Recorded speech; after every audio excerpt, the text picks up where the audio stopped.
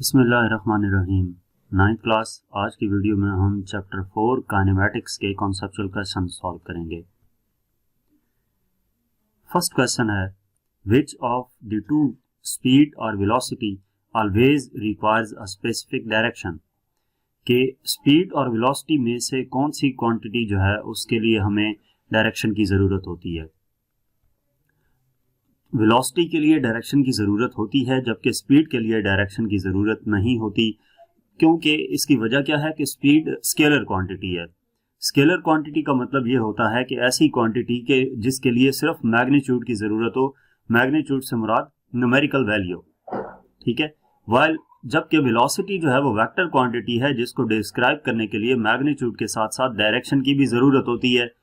जैसे कि अगर हम लिखते हैं कि 60 किलोमीटर पर आवर इन नॉर्थ, इसका मतलब ये होगा कि वेलोसिटी जो है उसकी वैल्यू 60 किलोमीटर है, यानी कि एक घंटे में 60 किलोमीटर कवर हो रहा है नॉर्थ की डायरेक्शन में। तो ये जो साथ डायरेक्शन गिवन है, इस वजह से वेलोसिटी क्या है, उसके लिए डायरेक्शन की जरूरत होती है। नेक्स्ट हमारे पास क्वेश्चन नंबर 2 है,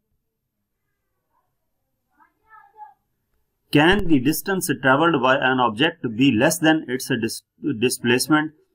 क्या कोई भी ऑब्जेक्ट जो है वो कुछ डिस्टेंस कवर करता है तो वो डिस्टेंस जो है उसके डिस्प्लेसमेंट से कम हो सकता है। तो इनकी बेसिकली जो सिंपल सी डेफिनेशन है उन पे गौर करें तो आपको, बेसिक डेफिनेशन पे गौर करें तो आपको पता चल जाएगा कि डिस्टेंस कभी भी डिस्प्लेसमेंट से कम नहीं हो सकता। डिस्प्लेसमेंट क्या होता है, shortest path between two points.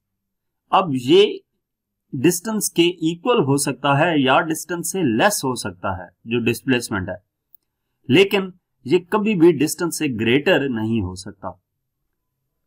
अब इसकी एग्जांपल क्या है कि अगर एक ऑब्जेक्ट मूव करता है स्ट्रेट लाइन में तो डिस्टेंस और डिस्प्लेसमेंट इक्वल होंगे, लेकिन स्ट्रेट पाथ अगर वो नहीं होता तो उस केस में डिस्टेंस ज्यादा होगा, डिस्प्लेसमेंट कम होगा, लेकिन कभी भी डिस्टेंस जो है ऑब्जेक्ट का वो डिस्प्लेसमेंट से कम नहीं हो सकता। अगर आपके ज़हन में सर्कुलर मोशन आ रही हो कि जो ऑब्जेक्ट जहां से स्टार्ट हुआ वहीं पर आकर रुक जाए, उस केस में डिस्प्लेसमेंट 0 हो जाता है, ठीक है।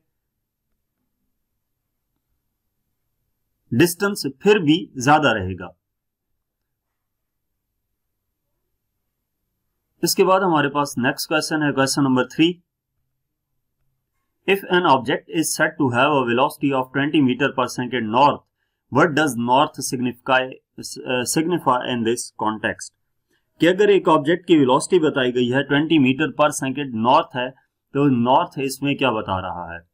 बेसिकली इसका मतलब यह है कि एक कोई भी ऑब्जेक्ट है जो एक सेकेंड में 20 मीटर कवर कर रहा है नॉर्थ की डायरेक्शन में।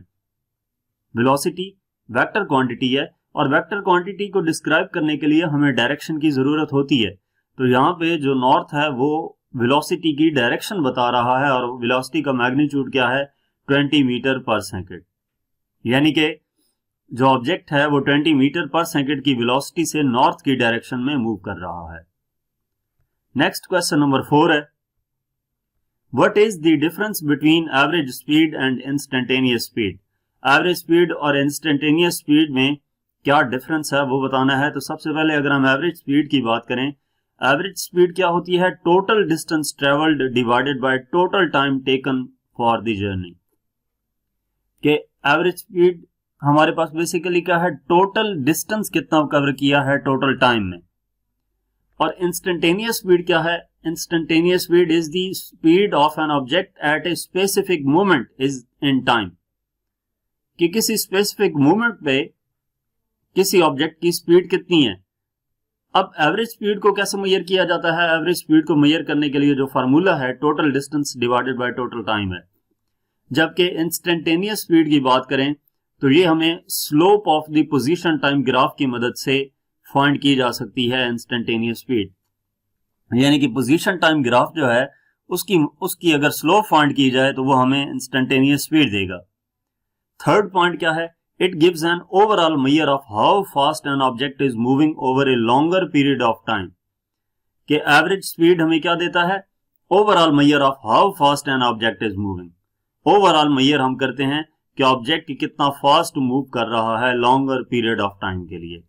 और इसके लिए तीसरा पॉइंट क्या है, इंस्टेंटेनियस स्पीड के लिए it gives the speed at a particular instant like reading the speedometer of A car eight A given moment. यानी कि एवरेज स्पीड हमारे पास टोटल डिस्टेंस और टोटल टाइम है, टोटल टाइम में टोटल कितना डिस्टेंस कवर हुआ, लेकिन इंस्टेंटेनियस स्पीड किसी भी इंस्टेंट पे, किसी भी लम्हे, किसी भी मोमेंट पे हम स्पीडोमीटर से वैल्यू देख के बता दें कि कितनी स्पीड से ऑब्जेक्ट मूव कर रहा है। एग्जाम्पल क्या है, अगर कार 100 किलोमीटर मूव करती है 2 आवर्स में तो एवरेज स्पीड कितनी होगी, इस फार्मूले के मुताबिक 50 किलोमीटर पर आवर। जबकि इंस्टेंटेनियस स्पीड की बात की जाए तो driving the number displayed on the car speedometer at any given second is instantaneous speed. कि किसी भी लम्हे हम स्पीडोमीटर पे देख के बता दें कि कार की स्पीड ये है तो वो इंस्टेंटेनियस स्पीड कहलाएगी। इसके बाद हमारे पास क्वेश्चन नंबर 5 है, can the average speed of a journey be zero, explain. क्या किसी भी जर्नी की एवरेज स्पीड जीरो हो सकती है, इसको एक्सप्लेन करना है। तो अगर हम एवरेज स्पीड की बात करें तो एवरेज स्पीड फाइंड करने का formula total displacement over total time है। ठीक है, अब इस केस के मुताबिक अगर आप देखें तो एवरेज स्पीड जीरो उस वक्त हो सकती है जब टोटल टाइम जीरो हो, जब टोटल डिस्टेंस जीरो हो, और टोटल डिस्टेंस जीरो नहीं हो सकता। ठीक है, टोटल डिस्टेंस जीरो क्यों नहीं हो सकता, क्योंकि ऑब्जेक्ट ने जब एक जगह से मूव करना शुरू कर दिया है तो वो दूसरे किसी भी पॉइंट पर पहुंच जाए तो डिस्टेंस तो कवर हो जाएगा ना। तो इसलिए अगर कोई ऑब्जेक्ट कोई डिस्टेंस कवर करता है तो वो किसी टाइम में डिस्टेंस कवर करेगा, तो उस केस में उसकी एवरेज स्पीड होगी, एवरेज स्पीड जीरो नहीं हो सकती। एवरेज स्पीड के जीरो होने के लिए टोटल डिस्टेंस जो है वो जीरो होना लाजमी है, जो कि मुमकिन नहीं है।